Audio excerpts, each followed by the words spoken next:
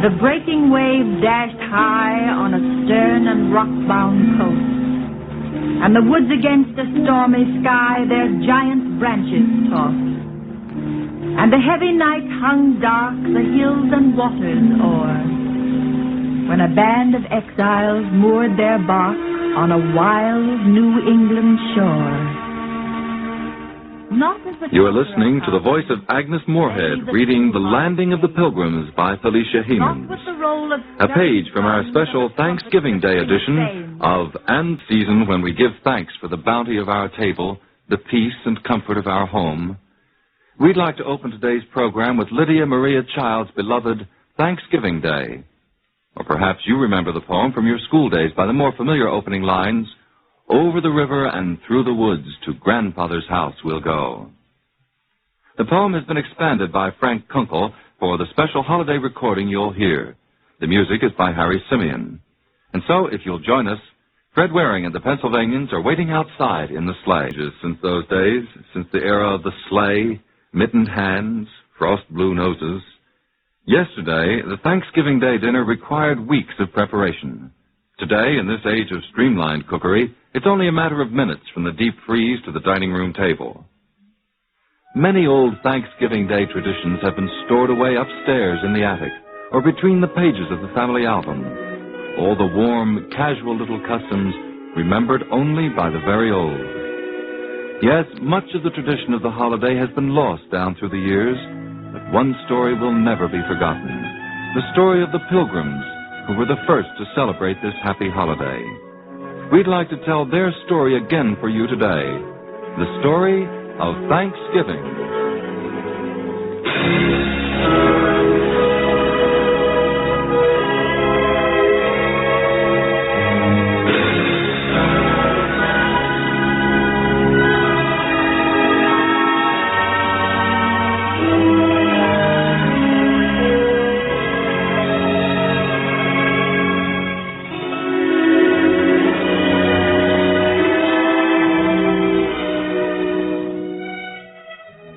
The Mayflower set sail from Southampton, England, on August 5th, 1609.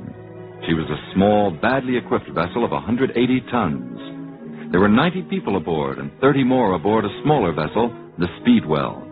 The Speedwell, however, proved unseaworthy, and after twice putting back for repairs, 12 of her passengers were crowded into the Mayflower, which finally, on September 6th, turned her prow to the west and disappeared into the gray veils of a rain-washed dawn. For the men and women aboard that tiny vessel, it seemed that time stood still. The minutes, the hours, the days dissolved into the creak of the rigging, the constant slap of the waves against the sides of the Mayflower, the harsh sound of the wind. Time was the sick child lying with her head in her mother's lap. Time was a bowl of cold, unappetizing porridge. Time was a body sewed in a rough piece of canvas, slid down a pine plank into the darkness of the sea. It was 9 weeks later, on November 19th, before the nightmare ended, before land was sighted, 9 weeks of fear and anguish and suffering, of praying for a landing.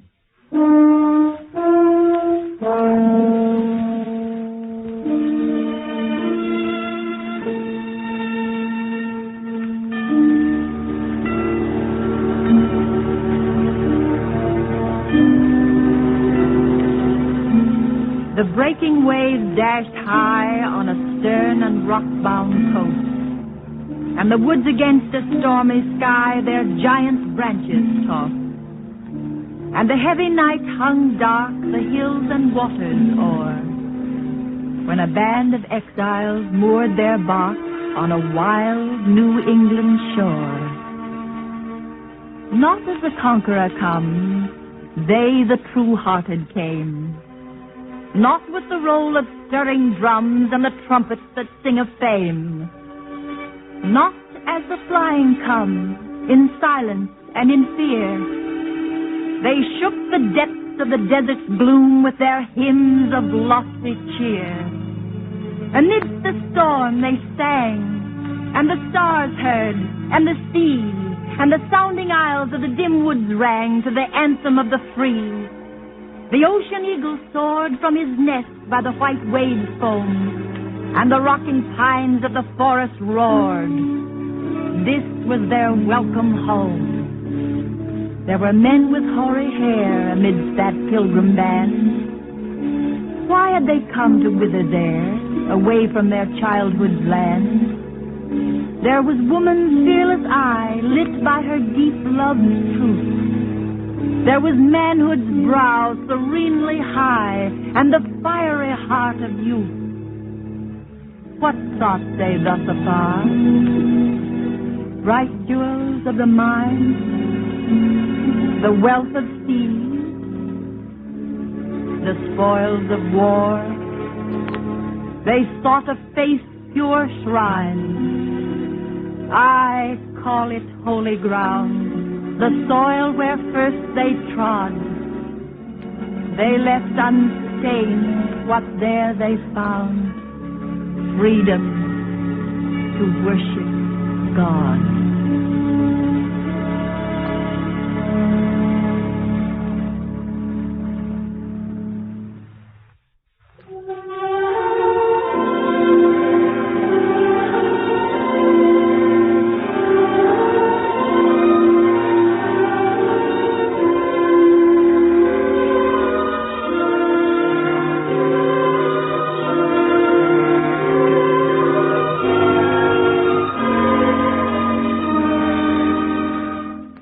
It was on Saturday, November 21st, that the Mayflower dropped anchor in what is now the harbor of Provincetown.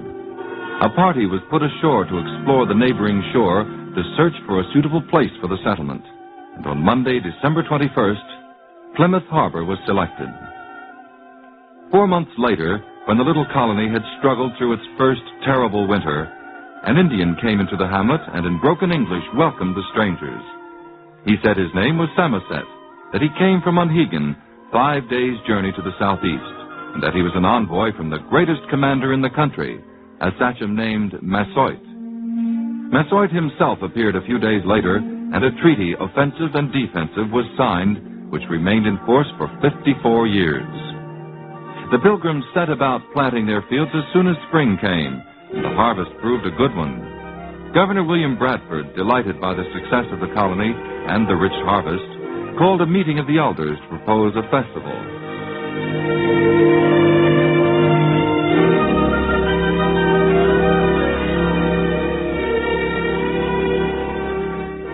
And now, said the governor, gazing abroad on the piled-up store of the sheaves that dotted the clearings and covered the meadows o'er, 'tis meet that we render praises because of this yield of grain.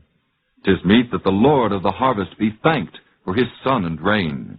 And therefore, I, William Bradford, by the grace of God today and the franchise of this good people, Governor of Plymouth, say, through virtue of vested power, ye shall gather with one accord, and hold in the month of November thanksgiving unto the Lord.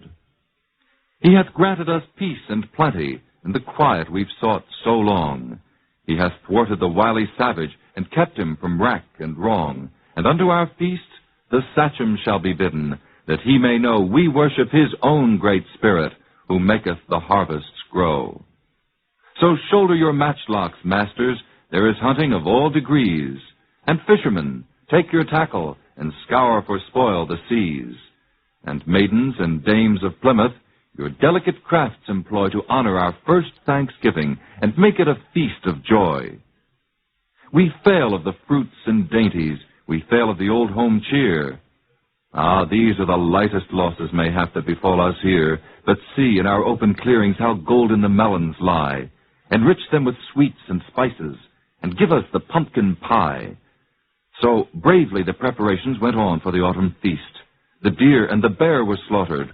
Wild game from the great to least was heaped in the colony cabins.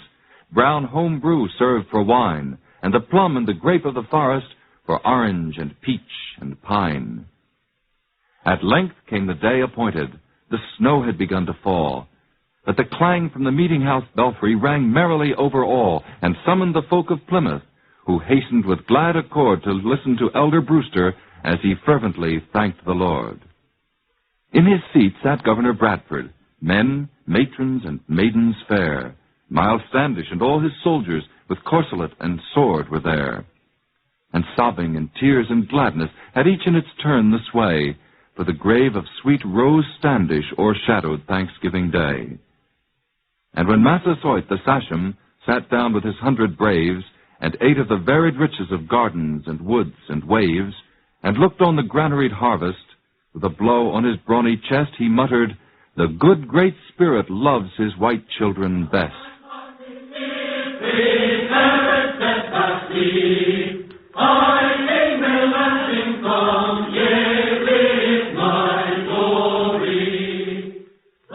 The Landing of the Pilgrim Fathers, read by the distinguished Hollywood star, Miss Agnes Moorehead, and the poem, The First Thanksgiving, by Margaret Junkin Preston.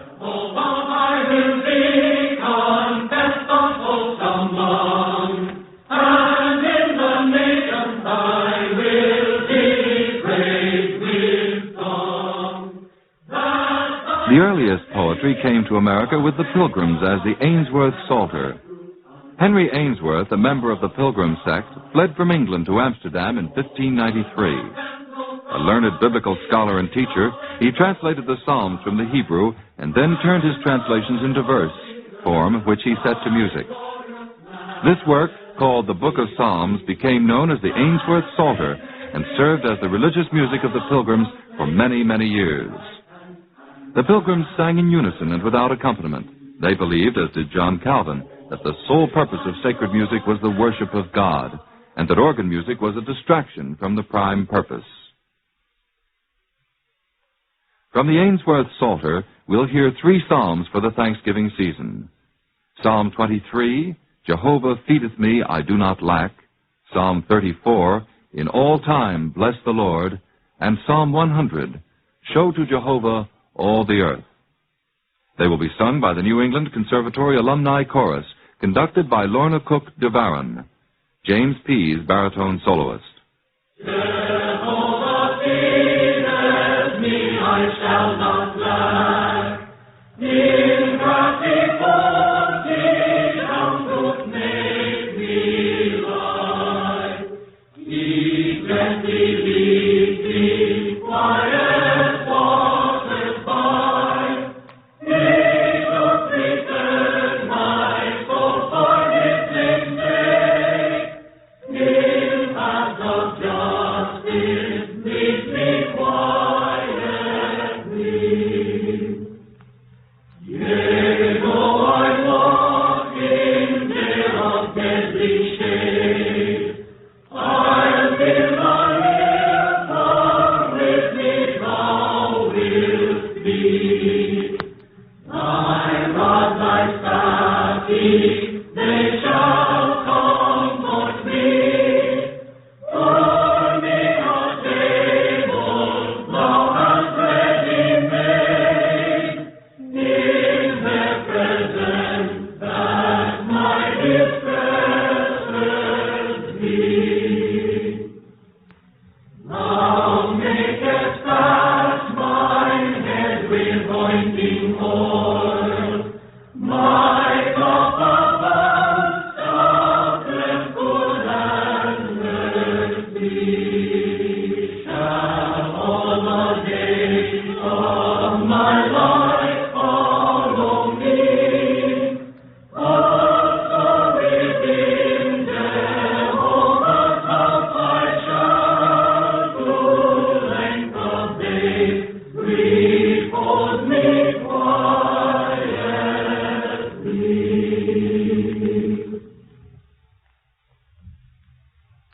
In all time bless the Lord will I, His praise within my mouth alway. My soul shall in the Lord glory, the meek shall hear and joy shall say, Oh, magnify the Lord with me, His name together extol we.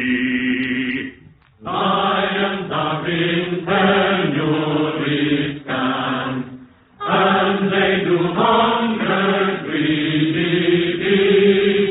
But any good shall they not want,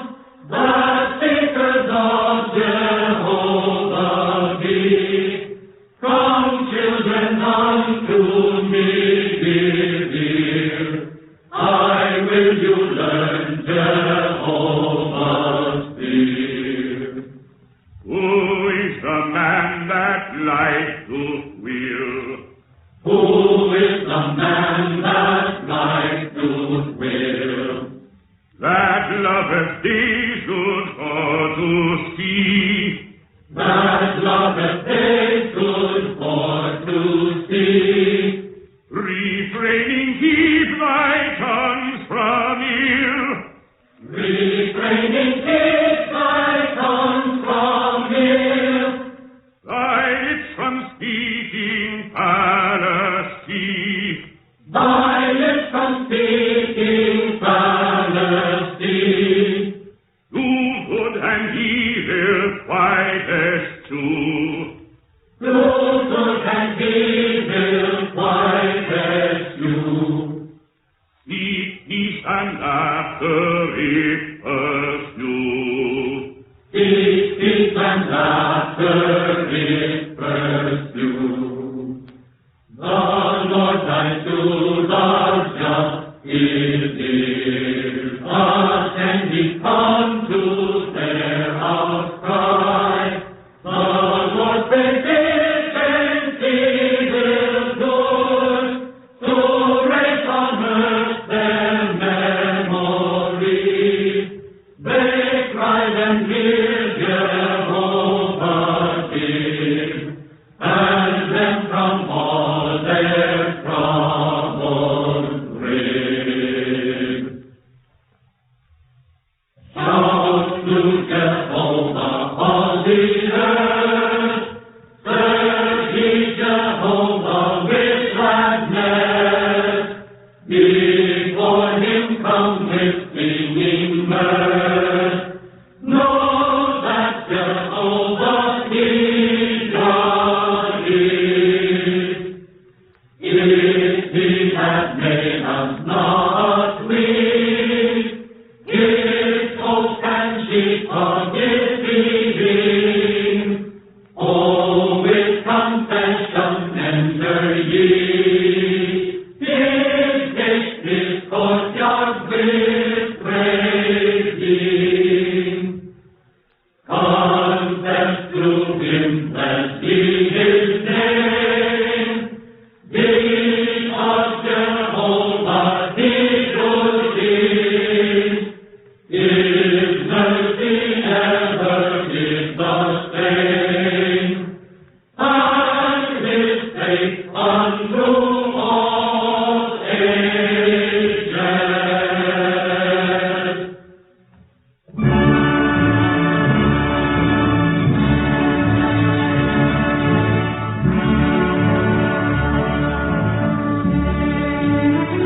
And so, Anthology number 38, dated Sunday, November 21st. Next week, Poetry and the Dance.